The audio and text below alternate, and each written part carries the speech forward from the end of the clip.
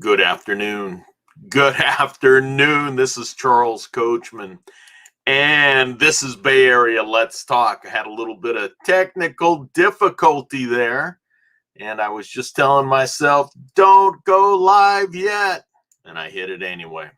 So, I hope everyone is doing well. I hope you had a great weekend and have got a lot of stuff done. Here in the Bay Area, we've had probably more rain than we've had in quite a while, and certainly the most rain of the new year. And hopefully, we're going to get plenty more rain over this next week or so. And we need it. We need it. Wish it could have come in smaller amounts at a little bit slower rate, but hey, we need to take it because we need to keep ourselves out of drought. Can't return to the drought. And we need some rain to help recover from a lot of the fires that we've had. A lot of seed has been planted, so we need to help that grow and get moving and try and stabilize a lot of the soil. Then people got to be able to start rebuilding here pretty quick for those that have been able to. Anyway, my name is Charles Coachman, and this is Bay Area Let's Talk. And this is just about sharing stories that are going on in the Bay Area, California. The national story when we need to, when things are coming up. We've had a lot of stories, obviously, lately about what's happening nationally. But we're going to try and stick to California today completely. And then I like to finish up with a bunch of music. So we're going to talk about California beginning to lift its ban, beginning to stop the shelter in place. Let's see how that works. We'll read some of that. And I am getting a lot of the news that I am going to be going over is from San Jose Spotlight. And I'll explain that in a few minutes.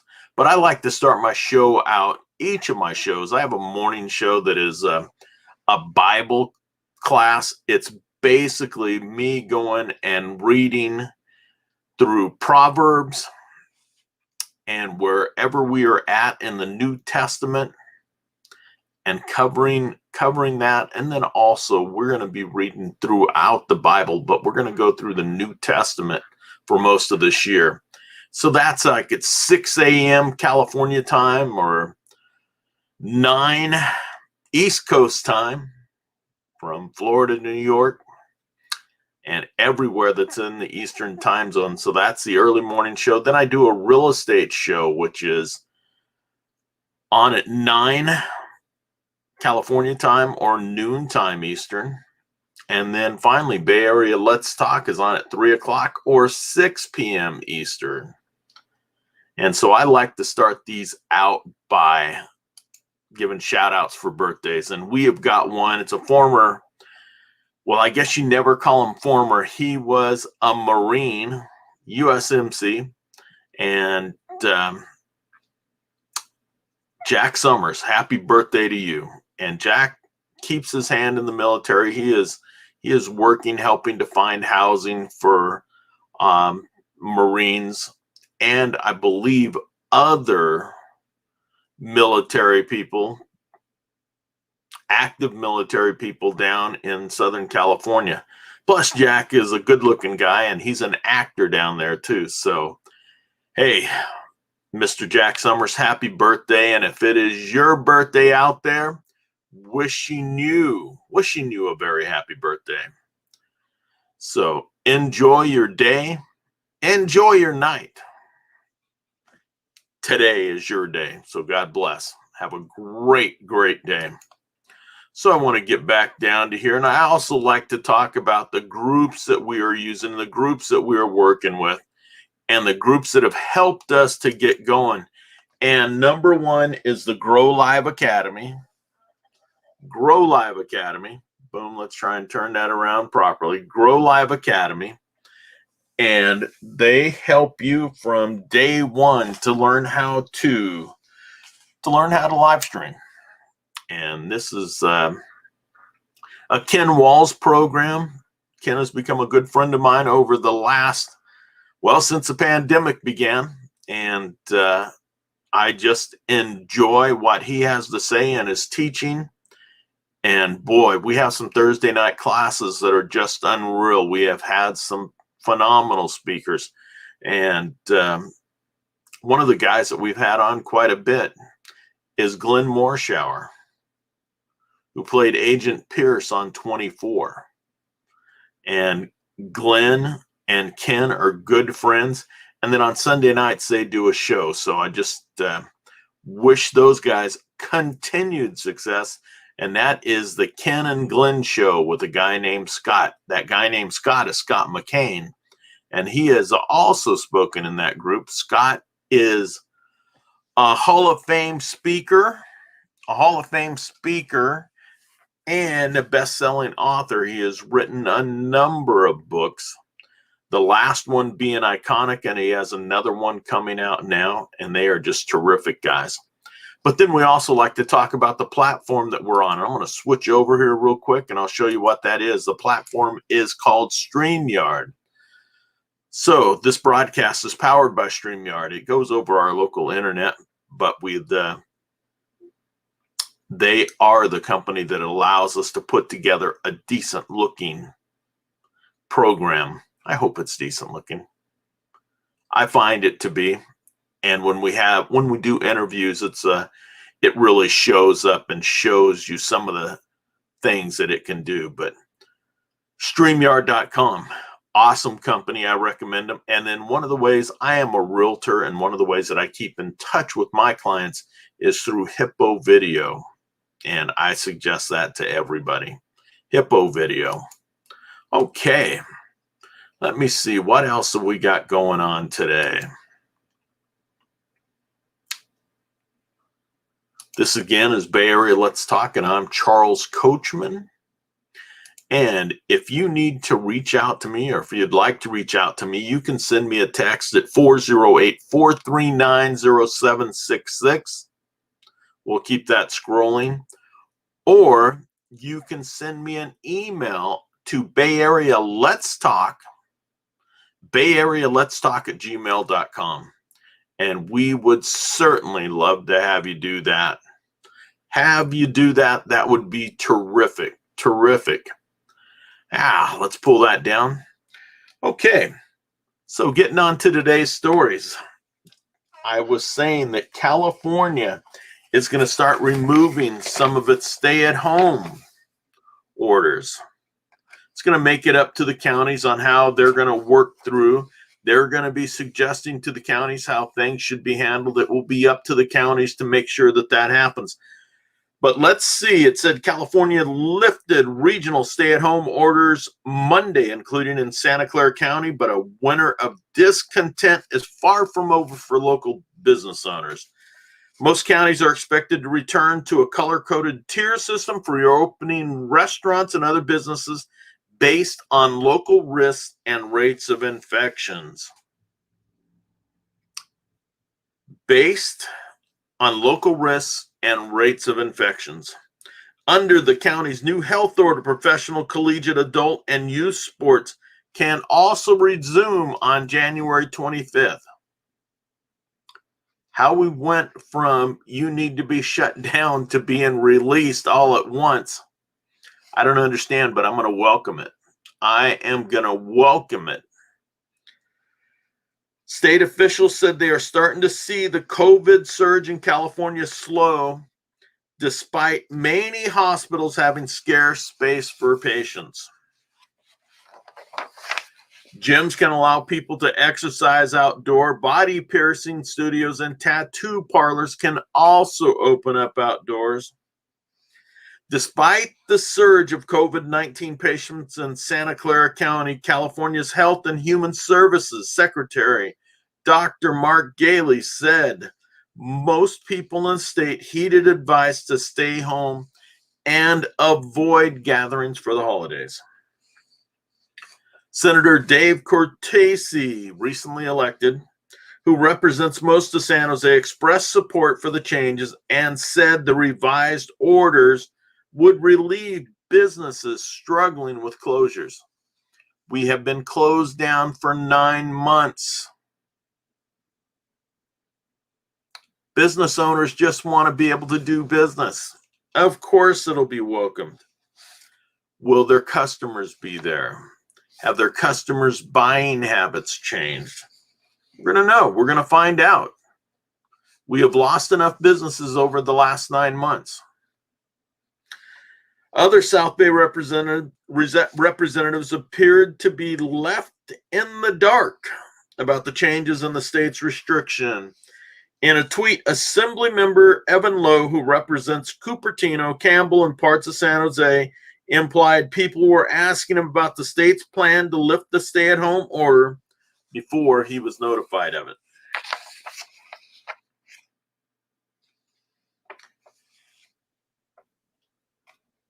In Santa Clara County, and I'm going to stick with Santa Clara County, intensive care units in Santa Clara County are barely remaining below their capacity. We have areas in Santa Clara County that things are like a wildfire.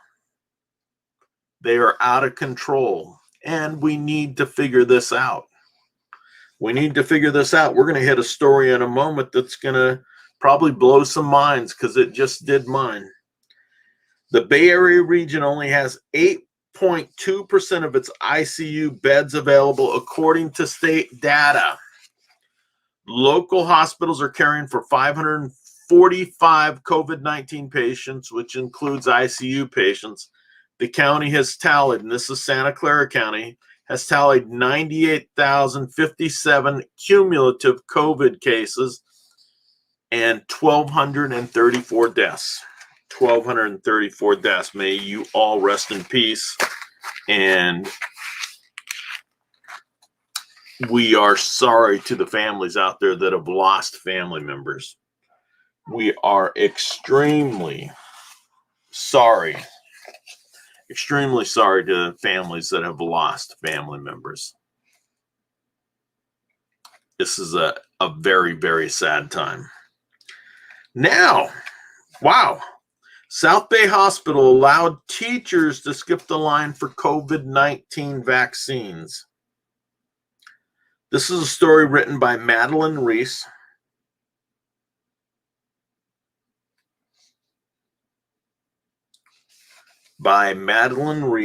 And it is covered by San Jose Spotlight. Now, let me tell you one of the reasons that I'm using San Jose Spotlight. It's because San Jose Spotlight is seeming to be level-headed and level as far as keeping things away from going too far to the left and too far to the right. They seem to be going straight down the middle as far as stories go. And I wasn't able to find that in our local newspapers. Most of the newspapers locally were just given, and I shouldn't just say locally, nationally also, we have decided that our newspapers, who are supposed to just give us facts, are either going so far to the left or going so far to the right that we have to search out the truth. We have to try and figure out what the truth is, and that's not what newspapers are supposed to do for us. That's not what the news is supposed to do for us. We just want truth. It's not that hard.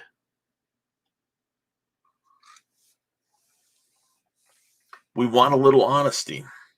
But here's something. Teachers and staff at an affluent South Bay school district can skip the line and get a COVID-19 vaccine by pretending to be healthcare workers at the behest of Good Samaritan Hospital, according to an email obtained by San Jose Spotlight. What is that about? Teachers can't get vaccines in Santa Clara County yet. The county is in the beginning part of phase 1B, but it's only vaccinating people 75 years and older. Education and childcare workers come after healthcare workers and people 65 and older. And people 65 and older. But teachers at Los Gatos Union High School District don't have to wait. Their superintendent, Paul Johnson, told them they can get their vaccines now at the behest of the hospital's top leadership. I'm going to read to you this email. I'll read part of it to you. Dear staff, we have some exciting development in getting the vaccine for our LGUSD staff. If you recall, last year at the beginning of the pandemic, we launched the Feed Our Heroes program to raise funds to provide frontline workers meals at Good Sam and El Camino Hospital, over 3,500 meals. I received word last night that Good Sam would like to offer vaccines to our LUGSD staff, and it should be LGUSD staff. They mentioned that our kindness last year was not forgotten, how much they appreciate it. Please go to the link below and schedule your appointment at Good Sam Hospital here in Los Gatos.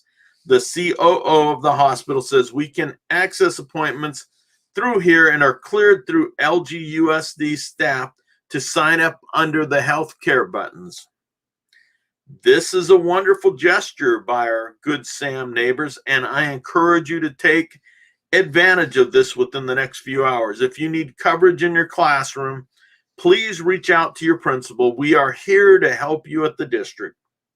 Warm regards, Paul Johnson.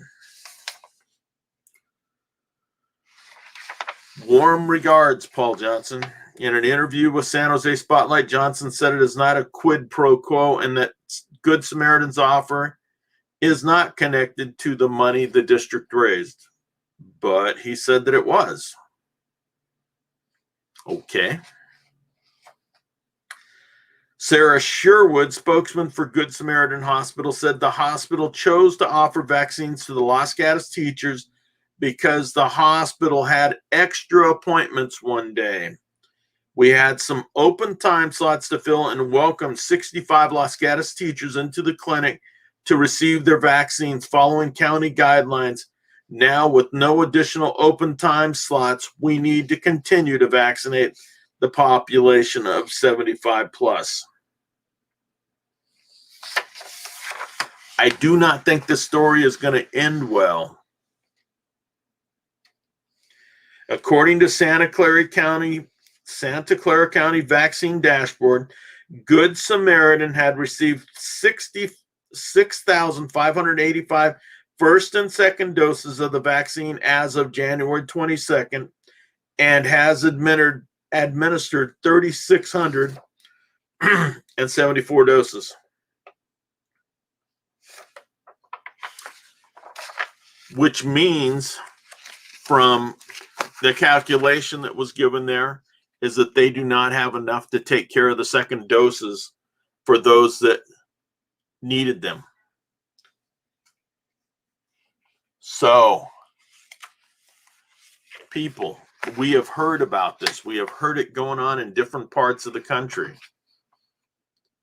That some people are allowed to get their shots taken early, if you want to take them.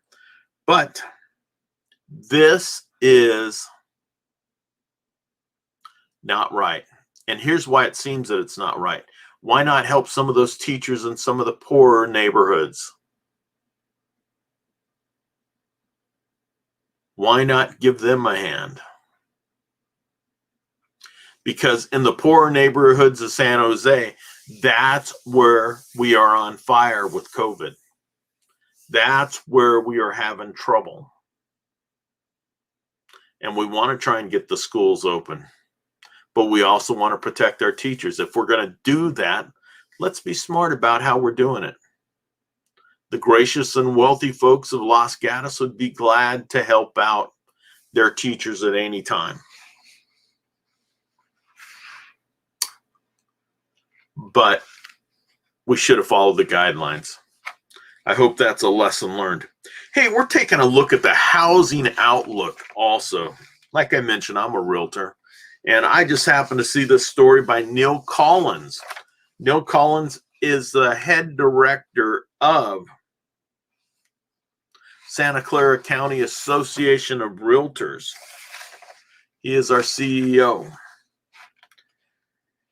And starts out the story with 9 months ago when our world turned upside down with the countywide stay-at-home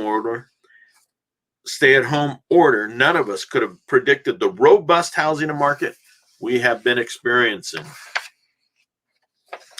Many of us were assuming similar outcomes as we experienced during the last Great Recession, but plummeting prices and mass foreclosures never materialized. In fact, sale prices for homes increased and so did sales.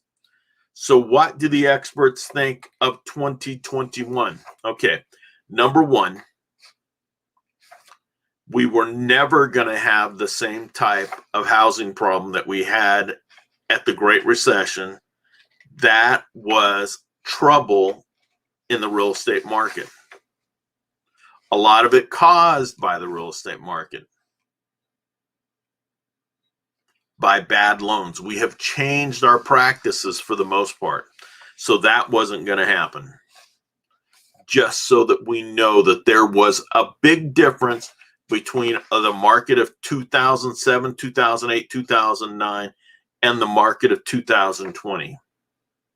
We did not have all these people that were looking at facing foreclosure. We just weren't in there. All of our people, a good portion, a great majority, have plenty of equity in their homes. It's going to take a big loss for all of our equity to disappear. And so what happened the last time caused the fallout of the housing market. The bottom fell out. People were left without any equity, and it caused something called a short sale, where banks had to go ahead and accept less than what the balance owed on those homes were. And we weren't facing that this time.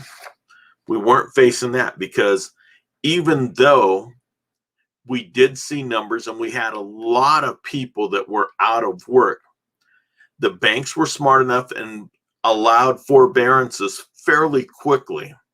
Forbearance, you were able to put part of your loan, the loan payments that you're missing, you're putting them on the back end of your loan, or you're making other plans with your bank to oversee it. And I'll tell you what, they needed to do that because we gave them a heck of a boost when we went through this fallout a couple of years back, a decade ago now. So what do experts think the 2021 housing market will look like? Jordan Levine, the deputy chief economist for California Association of Realtors, gave his 2021 forecast earlier this month, and this was during December, and expects the housing market to grow at a 3.3% for the next year and prices increasing by 4.4%. Okay. Houses increasing at 4.4%. We want to make sure that we know that. Dave Walsh, 2021 CAR president, that's California Association of Realtors, and San Jose Compass manager, is predicting a banner year in Santa Clara, which could see sales rising at 5% or more if the inventory is there to support it. We don't know. We don't know. These guys are looking at glass balls, man, crystal balls, because we're just unsure what's going to happen. Although we can see on single-family homes, especially single-family homes, we normally have less than a month's inventory. That's what's been happening. So we can still keep selling at a good clip. Whether the housing prices are going to continue to grow, I believe that they are going to grow in some areas and not in others. And it's those areas with the better schools So we will see. We will see what's going to happen. Now, one of the things the pandemic has caused is a lot of businesses to say, hey, you can work from home. So that opens up other opportunities. That opens up plenty of opportunities. If people can work from home, they can live in different areas. They don't have to live 15 minutes away from their company. They don't need to live a bike ride away. So there's other areas where there's going to be opportunity.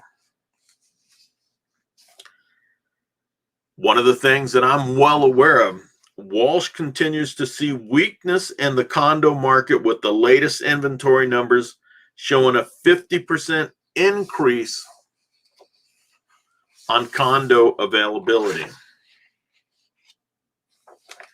If the vaccine renews optimism that we are getting closer to moving beyond COVID-19, the increased supply of condos and low interest rates could offer a unique opportunity for first-time home buyers in Santa Clara County. According to Levine's market forecast, the share of first-time home buyers reached the highest level in 10 years this past summer. Let's see what's going to happen with that. I'm going to take a quick look over here, and this is another story about real estate. And I'm just going to gloss over this real quickly. In San Jose, at the medium-priced home, you need to be making about $240,000 a year. Your family does. Family income about $240,000 a year. And you're going to be looking at a mortgage payment of approximately $5,600 a month. $5,600 a month. How realistic is that? Median home prices approaching $1.4 million according to this study. Yowzers. I'm going to reuse these for my show in the morning tomorrow. Now, we got a couple other things that I wanted to talk about. Just a little bit of sports news. Did you catch those football games yesterday? Here we had the Green Bay Packers and the Tampa Bay Buccaneers. And old man Tom pulled it out once again, sending the Tampa Bay Buccaneers to Tampa Bay for the Super Bowl. So it was the Buccaneers over the Packers. Tampa Bay has now renamed itself Tampa, T-O-M-P-A, instead of T-A-M-P-A, Tampa Bay. So, Big Tom, you did your job. You did your job. And then Kansas City and Buffalo played yesterday. So the Chiefs versus the Bills. And the Chiefs, after falling behind quickly, came back and led the rest of the game. By the end of the first quarter, they were in charge of that game. So we are going to be seeing the old regime and the new regime. We're going to be seeing the old gunslinger, Tom Brady, going in for his 10th Super Bowl. 10 Super Bowls. Wow. 10 Super Bowls. And here we've got the young quarterback from Kansas City who is going to be going into his second straight Super Bowl. He's already got one MVP. He's got one Super Bowl victory. And the Kansas City Chiefs, led by their coach, Andy Reid, will be going for their second straight Super Bowl victory. And I believe even playing in Tampa Bay, that the Chiefs will be favored. But don't ever count out old number 12. Don't ever count out Tom Terrific. Hey, we had some sports here over the weekend. Yesterday, we had the San Jose Sharks upsetting, well, it's not upsetting. They beat the Minnesota Wild. And Brent Burns made one of the best goals he's ever made, as long as he's been a member of the Sharks. He controlled that puck and popped it right in over the goalie's right shoulder. It was a thing of beauty. For a hockey fan, it was a thing of beauty. And the sportscasters were just going crazy. And then we're taking a look at the Golden State Warriors, who are going to be playing the Timberwolves tonight. Golden State Warriors are 8-8. Timberwolves are 4-11. But the big news with Golden State is that Steph Curry now has the second most three-pointers in NBA history. Second most three-pointers in NBA history. And he did it 4 years sooner than Reggie Miller, who he now replaced on the all-time list. 4 years earlier than Reggie Miller did it. What an accomplishment. What a great accomplishment. And now we're getting ready. As we get ready to close, we are going to be taking a look at some of This Day in Rock. Take a quick look up here. Mark Rodriguez, how you doing, man? Always great to hear your passion, my friend. Thank you for your lives. Honored to know you. I am honored to know Mark Rodriguez. Believe me. Believe me. What a good guy. And he is one of the guys that I have met through the Grow Live Academy. So, Mark, I hope you are having an awesome day. I hope that you are having a great, great day. And so I want to go ahead and we're going to finish up with This Day in Rock. And we've got quite a bit out there. Today in 1958, Elvis Presley's Jailhouse Rock enters the pop singles in Britain as number one. Number one. This date in 1962, Sam Cooke's Twisting the Night Away, which he wrote and recorded, became the soul singer's 15th top 40 hit. This date in 1963, Janis Joplin performs in San Francisco. She performed at a North Beach coffee house. North Beach Coffee House. Within a couple of years, that coffee house was going to be much too small and could not contain Janis.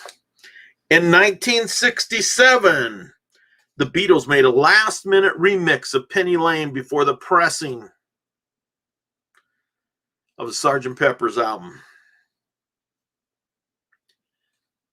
That song was the B-side for Strawberry Fields Forever. So Strawberry Fields Forever and Penny Lane. Imagine having one of those old 45s. Now here's one of my favorite groups, favorite American groups. The Beatles are my all-time favorite group, hands down. 1969, Proud Mary by Creedence Clearwater Revival is released. Proud Mary, what an awesome song. But it even became a larger hit, a much bigger hit for Ike and Tina Turner. I can still see Tina Turner singing this and dancing away. 1971, Jefferson Airplane's Grace Slick and Paul Kantner have a daughter. They have a baby girl. They first decided they were going to name her God. Then they made it China. So, happy birthday, China. This date in 1971, Charles Manson was sentenced to life imprisonment after being found guilty on 7 counts of murder in the first degree and 1 count of attempted murder. And all of us in California remember that so clearly, even though I was a kid at the time. It was something that was just horrific, and people all across the state were kind of panicked. 1973 in this date. Now, this was huge for us. Oh, Mark, I just saw that. There is an affiliate link. I better get one. On there. 1973, Superstition by Stevie Wonder went number 1. And what was huge about that for those of us in the Bay Area, Stevie Wonder, Stevie Wonder came and played at Pittsburgh High School. And I was attending the junior high right across from there. I had attended the junior high right across from there. Excuse me. And that was huge.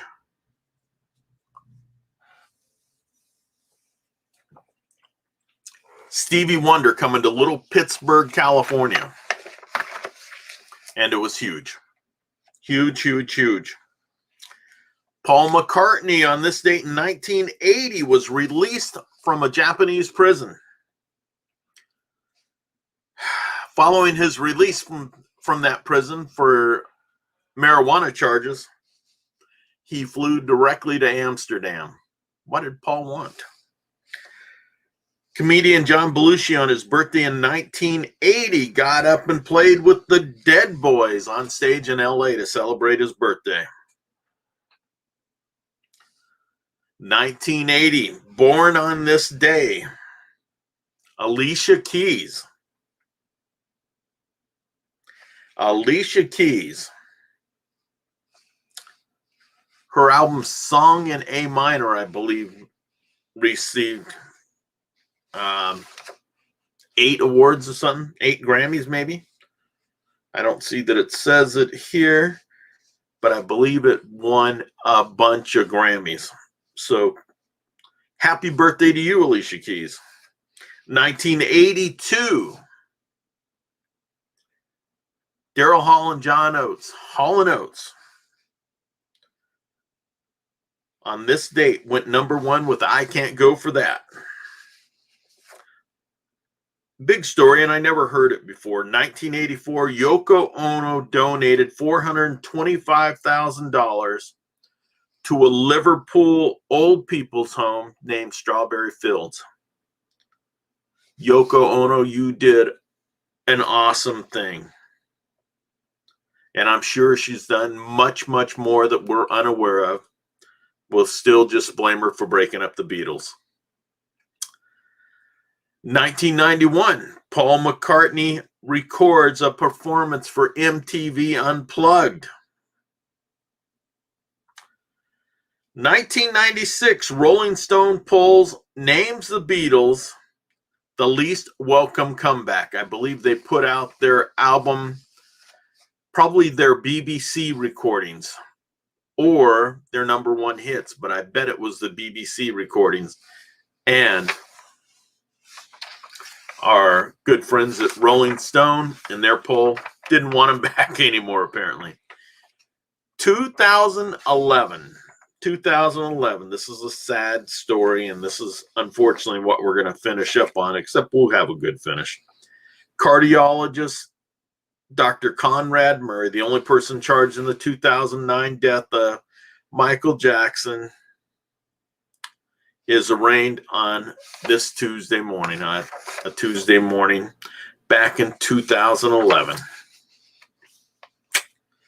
A sad, sad story and a sad, sad end to what had been a marvelous life, even though it became a controversial life. You know what?